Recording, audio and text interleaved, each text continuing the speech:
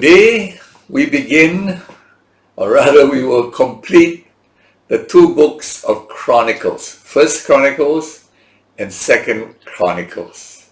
Now it sounds like a lot, 65 long chapters.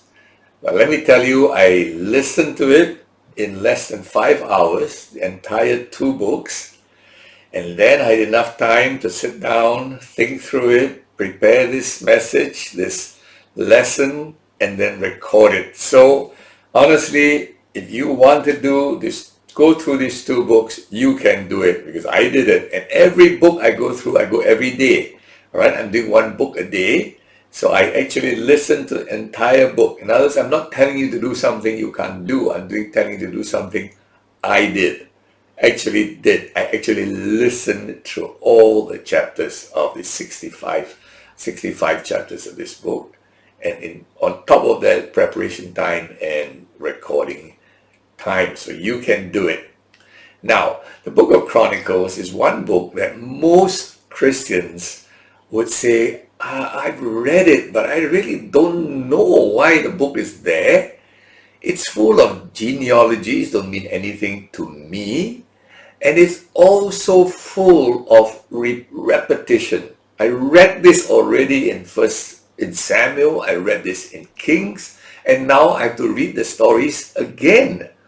What is the purpose? So that's why we have this time together. I want you to see there's not only a purpose, there's a beautiful purpose why this book is in the Bible. Now in our English Bible, we have Samuel 1 and 2, Kings 1 and 2, and then Chronicles 1 and 2. Now in the Hebrew Bible, or Hebrew Old Testament, they don't have a New Testament, there is the books Samuel and Kings are very far from Chronicles. In fact, the Chronicles is one book, not two books. Chronicles is just one book in the Hebrew, but when you translate it, as I said earlier, it gets longer, so they split into two books. It's the last book of the Hebrew Bible. Last book. Okay? For us, it's somewhere in the middle of the Old Testament. Now, who wrote this book? I'll tell you why it's put in a different place and why it is in the Bible. It was written by Ezra. In fact, the next book after Chronicles is called Ezra, then Nehemiah. Right? Now, Ezra wrote this book a long time after the exile. Long time after that. Hundreds of years. You see, the book of Samuel and Kings tells how the kings deteriorated and then went into exile. And the books were written by Jeremiah, likely he wrote it, to tell the Israelites who were in exile, why are you there? You know, they were puzzled. If we are God's people, why are we in Babylonian exile? So these books that Jeremiah wrote, Samuel and Kings, or Kings he wrote Kings, why? To explain to those in exile. So the audience was very different. Ezra wrote this book after the exile was over. The 70-year exile is over, and many Jews had returned back to Jerusalem. So his audience was a totally different audience. And his purpose was different. When Jeremiah wrote the book, is to explain to them, why are you in this horrible situation? When Ezra wrote the book, he was trying to explain to them why you are in this exile, but not so much explain to them, but tell them, you have great hope in this exile. You see, they had come back from the exile. Wow, 70 years is over. We are now free. The King Cyrus has asked us to go back and rebuild. So they went back to rebuild, expecting the prophecies that were given to them by Jeremiah and by Ezekiel. The prophecies of Jeremiah and Ezekiel were, you will build a new temple, and the Messianic King, the son of David, will come into this temple, and all the nations will come into this temple. Wow, they were anticipating that. Then they went back to Jerusalem. They built the temple. It's like not much of a temple, pretty poor replica of the first one. And there's no Messianic king. And nations are not coming in peace to Jerusalem, flocking to Jerusalem. Nothing of that sort. What happened? Then Ezra writes this to tell them, there is another time. There is another going up to Jerusalem. This is not the final one. There's one more coming. All right? He wasn't clear, but he knew this was not it. This was just a type of the final temple. New Jerusalem revelation, right? Where Christ will come and all the nations will come to the new Jerusalem in the new heaven and the new earth. But this was not it. So Ezra writes to them and tells them, I know you feel very discouraged. You feel like, what's happening? Where is this glorious Messianic kingdom? There's none. We're poor and nobody's here. What happened? We're struggling to make a living. Where are the prophecies? So Ezra wrote to tell them, there's hope for the future.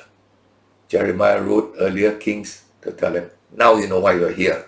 Look at what the kings messed up. Two different audiences. One audience was in exile, wandering. Another had come out of exile and now are thinking, where is the prophecy of the new temple and the Messianic King? All right? So two different eras written a long time after each other to two different audiences. One audience in captivity, one audience in Jerusalem wondering, where is the Messianic King? All right? So later I'll tell you why the books are placed separately and why Chronicles is the last book of the Jewish Bible. All right? Okay, first now let's just look very quickly at the differences between Samuel Kings, you put it as one bundle, all right? Which you have read, we just studied earlier, and Chronicles. What's the difference between these two? Okay, Samuel and Kings cover the period of the kings, that's it. Starting with Saul and to the last king who went to exile. Period of roughly 500 years. Remember the early timetable I gave you? Very simple, huh? 2000 BC, patriarchs, Abraham, etc. 1500 BC, prophets, Moses, etc. 1000 BC, princes or kings, Saul, David, etc. Okay, 1000, huh? 500 BC, exile. Okay, so Samuel and Kings are written at that period, covers that 500-year period where Saul started as the first king and then to the last king and then they went into exile. Chronicles covers a far bigger time range. Starts with Adam, all right? And it doesn't end in the exile. It ends in a hope for some amazing eternal future. So it begins with Adam to an eternal future. The span is eternal, right? Very far, not 500 years. Secondly, Samuel and Kings, what do we have there?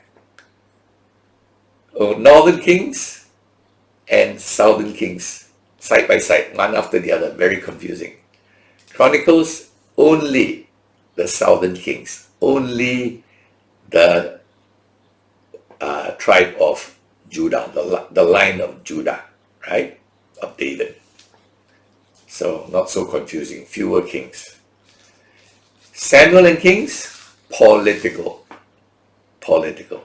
They went what did, what they conquered, what war they won. Chronicles, very different. What religious things they did. not political. Samuel and Kings, their moral acts, adultery or murder or whatever. Chronicles, there's religious ritual acts, temple, worship, etc. Samuel and Kings, all the negative things, telling them that's why you went into exile. You see your king messed up. You see your king messed up. Chronicles, positive things. Your kings, they are the royal line of David. God's promise will be fulfilled. Not yet. They are all in the royal line. The positive things. The hope. This one is, now you know why you're so in exile. This one is, relax. You have a bright future ahead. Okay? So, in Samuel and Kings, it shows men's failures. In Chronicle, it wants to show God's faithfulness. So I hope you see the difference in the style. So when you read a lot of stories, they seem to be repetition, but if you understand, the focus is very different. In Samuel and Kings, it's from the prophet's point of view. I warn you, don't do that. I warn you, don't do that. Chronicles is from the priest's point of view. Wow, you built the temple. Wow, you arranged the Levites how to work in the temple. Wow, you arranged the choir for the temple. You see, the priests are concerned about the tabernacle, the temple. The prophets are concerned about their behavior. Right? So you see, quite different. Though the events recorded may be the same, the focus is quite different. Okay, so I hope you see the contrast in the style, in the focus between Samuel and Kings and Chronicles. All right, let's now get into the book itself. Okay, First Chronicles can be divided quite easily into two parts. The first 9 chapters are all genealogies. You read it, it's like really like reading a telephone directory, just names that you don't know. Okay, so of course you and I will ask ourselves, what in the world are all these names? First, I can't pronounce them. They're long Hebrew names, all right? I can't even pronounce them. Who in the world are these people? Most of them I don't know. But this was not written for us primarily. It was written for the Jews, the religious Jews who went back from exile to Jerusalem. They knew their history. These were names that, ring a bell. Ring a bell. So basically, these genealogies, all these names, are actually a summary of all that has happened in Hebrew history. But there's no need to give details because the Jew, when you mention the name, they know, oh, this guy did what? Oh, this guy did what? In other words, Ezra was just basically helping them to realize their roots. They came from a long line from Adam, the race of Adam, human race. All right? The family of Abraham, the royal line of Judah, the priestly line of the Levites. Okay? So actually you see the genealogy, right, traces all the way from Adam and then goes to 2 main lines. The royal line of Judah, which is about all the Jews that came back from Judah. Remember the 10 lost tribes, they're all gone already. All those who came back are from Judah, so they have a royal line. Others who came back in this group were the Levites, the priests. All right? And the priests didn't have a place in Israel, right? They were not allocated a land. The Levites were scattered everywhere. The priests were scattered. But many came back. And so all those who came back were either the royal line of Judah or the priestly line of the Levites. And so this genealogy actually traces 2 main lines. The royal line and the priestly line. And basically, Ezra is just telling them, just like a grandfather is telling his grandson, you remember your grandfather such and such, your great-grandfather such and such, your great-great-grandfather was what and what. You know, anybody not in the line is going to say, who are those guys? Never heard of them. But if you're in the family, you say, yeah, I know. Don't have to tell me the history about my great-grandfather. You told me many times before. Just, yeah, thanks for reminding me, you know. So basically, that was what these genealogies are about to summarize. Literally, the history of the Hebrew nation, right? By just throwing names, all right? So it was summarizing history by naming characters. That's basically what it is, okay? Now, you see, this is very important for them to understand their roots because they were now like nobodies after they came back from exile. They were literally poor, didn't have any status, nothing, and in their mind, like, who are we? We are nobodies. No, Ezra said, you are a royal line. You're a priestly line. So he gives these genealogies. I hope you get it. Huh? But for you and me reading, let's like you just read the genealogy of another family. It's like boring, okay? But if you read the genealogy of your own family, you say, I know.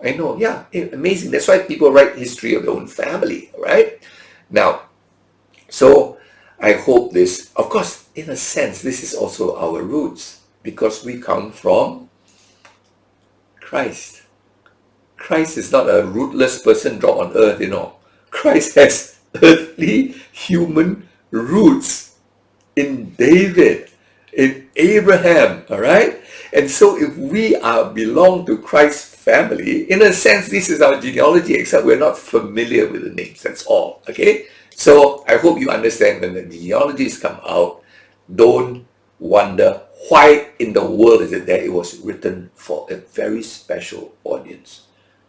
People who forgot their illustrious ancestry and were now reminded, you are royal blood, priestly blood. Something is good is going to happen. You're not nobodies to be forgotten by history. All right? So that's 1 Chronicles 1 to 9. So when you read it, I honestly just listen. Their names, I don't know, right? 1 Chronicles, second part. There are only two parts in 1 Chronicles. Second part is all about David, right? Saul is not even mentioned. I mean, he's like, he's not even, because the royal line of David, not Benjamin, Judah line, okay? So in second part of 1 Chronicles, it parallels Samuel, 2 Samuel, all about David, right? So you're going to say, please, why repeat the stories? I mean, it's already in 2 Samuel. Why repeat it? Different angle. It's like the Gospels. 4 books on Jesus. Same person. Why 4 books? 4 angles on him. For the Jew, for the Gentile, shows Christ as king, shows Christ as servant. All right? So this book, Chronicles, shows David's royal ancestry, shows him as the type, his ancestry, and shows him as the ancestor of the coming Messianic King. Okay? Now, some parts are removed. It's not exactly like 2 Samuel. For example, he is anointed by Prophet Samuel in 2 Samuel, not mentioned at all here. Because as far as the priests are concerned, it was God that chose him, not Samuel, right? So from God's viewpoint, Samuel's not relevant. Samuel just a hand that did it, poured the oil, that's all. Saul's persecution of David takes a huge chunk of 2 Samuel. Here, not a word about Saul's persecution. I mean, when you talk about a king, why are you going to show him running around like a criminal? No need. When you write the king's history, don't write the bad things about the king, right? Thirdly, nothing about his sin with Bathsheba. Nothing, not a word. Nothing about the rebellion of his son, Absalom. Not a word, all right? So I hope you begin to see that this history is not exactly the same. A lot of it is overlapped with 2 Samuel, but not all, because the angle is showing him as this glorious king who is a type of the Messianic coming Messianic king. Okay? So those parts were removed. It's not to hide. There's nothing to hide. You want to check, you go to 2 Samuel, you can find everything. It's not hide. It's just showing a different angle. Okay? That it was written in that way. You see, David, the Jews knew the prophecy of Jeremiah. Jeremiah 30 verse 9 says that they will come back to a land and they will serve their God, and David. They will come back and serve David, their king, forever. But David's dead long ago already, right? 500 years ago. What it means is the son of David, the Messianic king. So in Ezekiel, they were anticipating another David. That was Jeremiah 39. Ezekiel 37 verse 25 says the same thing. You will come into this land, right, forever, and God will raise up David your king. David's dead long ago. No. Messianic David, the son of David. So when the Ezra wrote this, he was trying to help them tie up. We came back to the land. Where is the Messianic David? Maybe it's over. The story is over. God forgot. No, God didn't forget. You remember, so he wrote this history to say how glorious David is, how wonderful David is, and God won't forget him. Don't worry. And you are part of the line of David. And God won't forget you. Okay? So that's the reason why he wrote the good parts about David, to encourage them that there is a hope for the future because they come from the line of this glorious King David. So that's the parts that were taken out, Bathsheba and Absalom. But they added some parts which are not in 2 Samuel. 1 Chronicles 22 to 29 is almost entirely not found in 2 Samuel. It's about the preparation of the temple.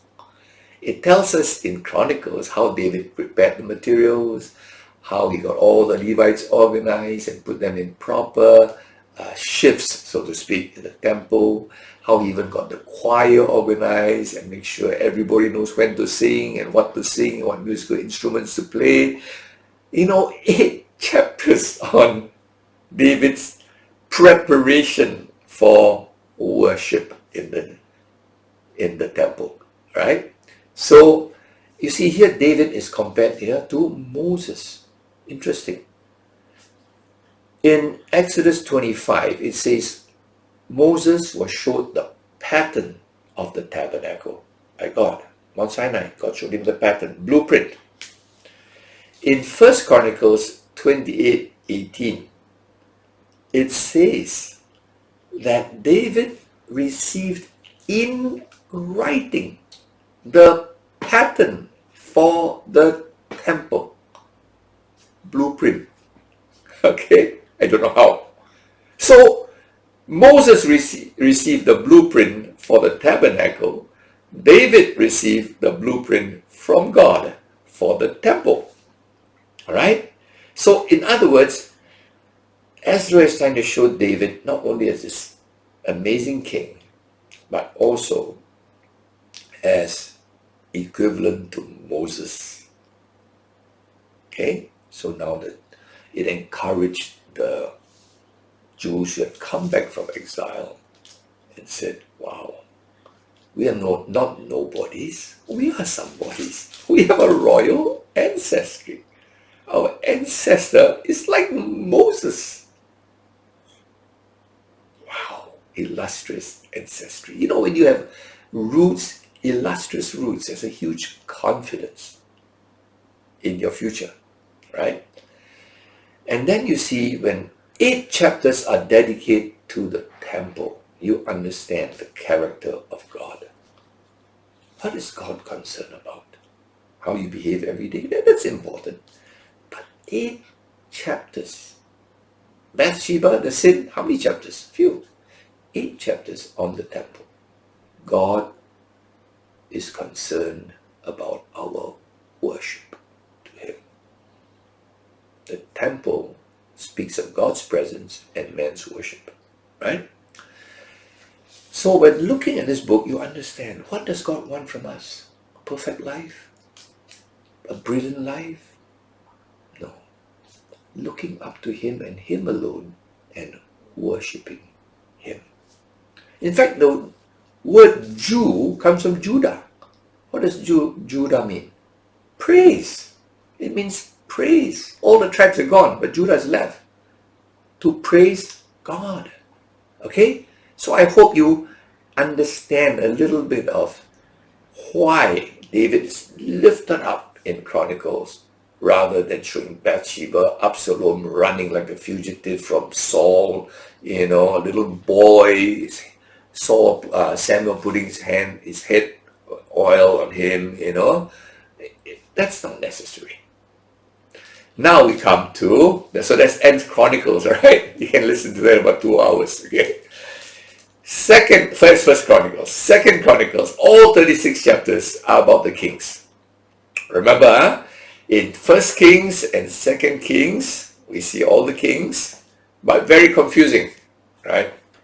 Northern king, southern king, northern king, southern king, 40 kings, right? Here, only the southern kings and not all.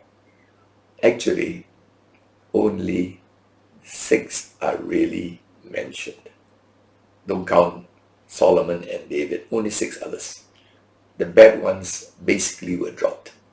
6 good ones are mentioned. And when I say good, I want to show you what means good in God's eyes. Is it good in character? Is it good in conquering people, doing great projects? Well, we'll see what it is. Okay? So, the bad kings are basically forgotten. The good kings are mentioned. And what is good in God's eyes? 6 kings beside David and Solomon who spent almost all their time building the temple, which is in God's eyes, worship. Asa, the first one. What did Asa do? He removed idols from the land and he threw his mother out of the palace because she was a secret worshipper of idols. He even threw his mother out. That's very unusual, right? It's not easy to do in any culture.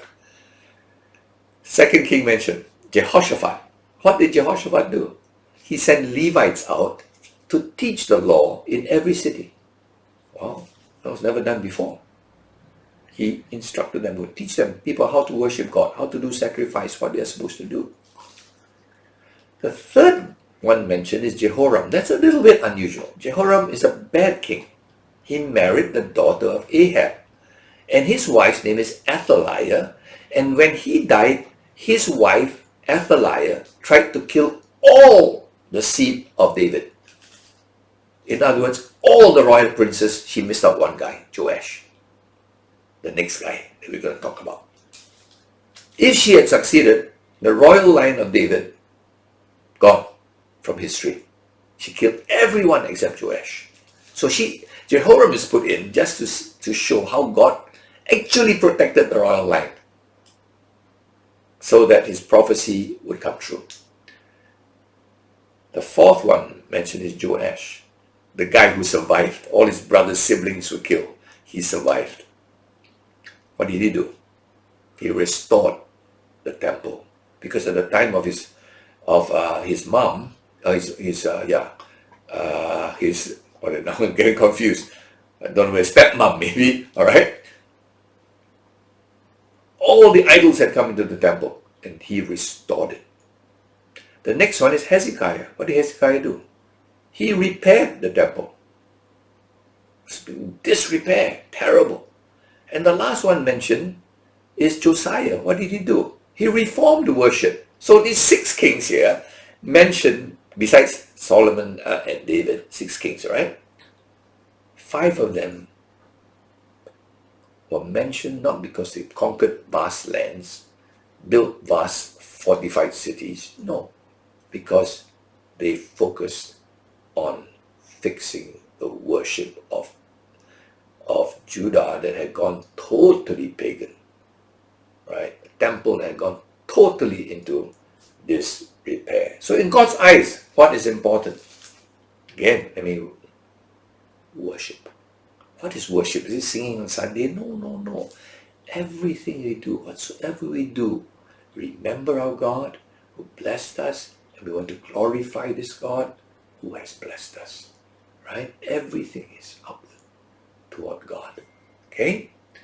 So, I hope you see the whole of Second Chronicles is about these few kings and basically what they did for worship. Then we see, of course, some addition about how some kings were really bad and they went to exile, but I wouldn't mention that too much. Now, the most interesting part in this book again is the ending. It's very interesting how endings. Let me read that last verse in Second Chronicles, entirely the last verse.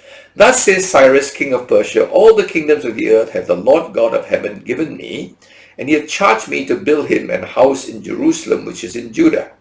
Who is there among you of all his people? The Lord his God be with him, and let him go up. Period. Story. What kind of ending is this? In the Hebrew language, I'm told, in English kind of funny, let him go up. To do what? For what? Right? In Hebrew, apparently, the sentence looks as if it's like incomplete. What in the world? All right? And it almost seems that all this story, because it's the last book of the Old Testament, don't forget, right? It's the last book of the Old Testament. And it looks like this is a whole story. There's no more after this, in the Hebrew Bible, right? It's like a story in search of an ending. Imagine you read the story at the end, it's like, and then he went there. Huh? What? What do you do? How's the ending? Win or lose? Nothing. You ask yourself. You see, that's exactly where the Jews are today. They went up. He says, if God leads you, go up to do what? Now, the last book of our English Bible, or our New Old Testament, is Malachi. Let me read to you the ending of Malachi. Then you see the beauty of this Bible you're holding in your hand, right? The ending of Malachi is very different. Last two verses of Malachi. Behold, I send you Elijah the prophet before the coming of the great and dreadful day of the Lord. And he shall turn the heart of the fathers to the children, heart of the children to their fathers, lest I come and smite the earth with a curse. Period. Last book of the Old Testament. Whoa! The last book of the Old Testament ends with a curse. It started with, and it was very good. Genesis 1. And very good. And very good. 7 times. And now it says, it ends with a curse. But you see, for us, with our Bible, we have, the story is not over. That's the New Testament. And the New Testament begins with Jesus, the Messiah. Without him, curse. No hope. You see, after Malachi, there's 400 years of silence. Imagine, curse. But then Jesus comes. So for you and me, the non-Jews, the story has a beautiful ending.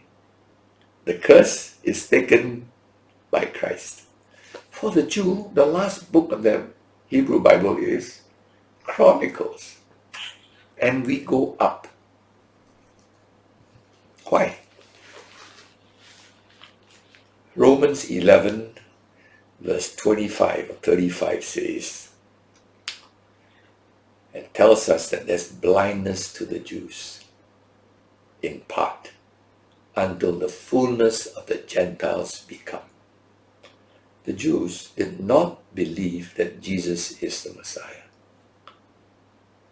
They missed that completely. They cannot accept Jesus as the Messiah. So they're still in limbo. The Jewish nation is still in limbo. Where are we? What's our hope?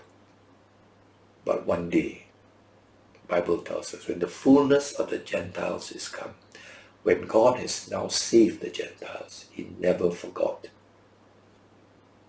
the Jews. They will come back to him,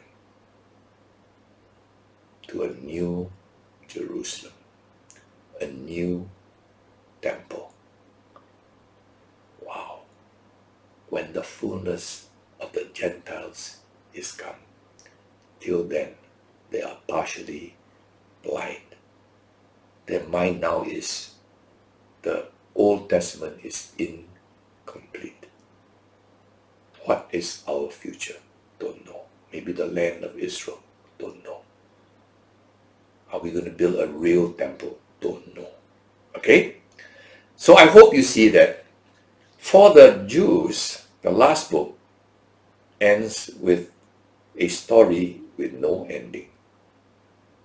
For us, the last book of the Old Testament ends with a curse, but we have a beautiful, happy ending. The curse is taken on Christ. He spared us. All right?